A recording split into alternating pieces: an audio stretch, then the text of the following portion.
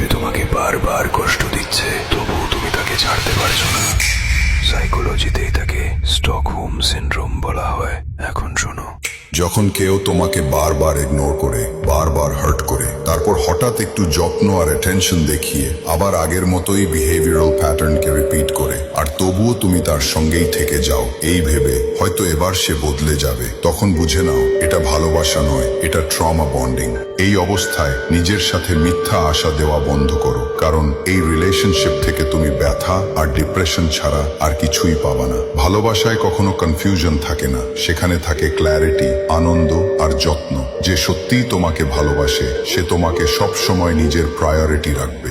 সে তোমাকে বারবার কষ্ট দিচ্ছে, তবুও তুমি তাকে ছাড়তে পারছো না।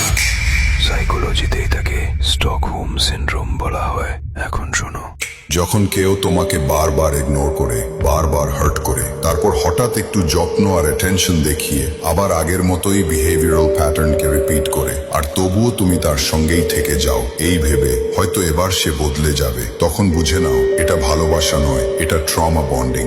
এই অবস্থায় নিজের সাথে মিথ্যা আশা দেওয়া বন্ধ করো, কারণ এই রিলেশনশিপ থেকে তুমি ব্যথা আর ডিপ্রেশন ছাড়া আর কিছুই পাবা না। ভালোবাসায় কখনো কনফিউশন থাকে না, সেখানে থাকে ক্ল্যারিটি, আনন্দ আর যত্ন। যে সত্যিই তোমাকে ভালোবাসে সে তোমাকে সব সময় নিজের প্রায়োরিটি রাখবে।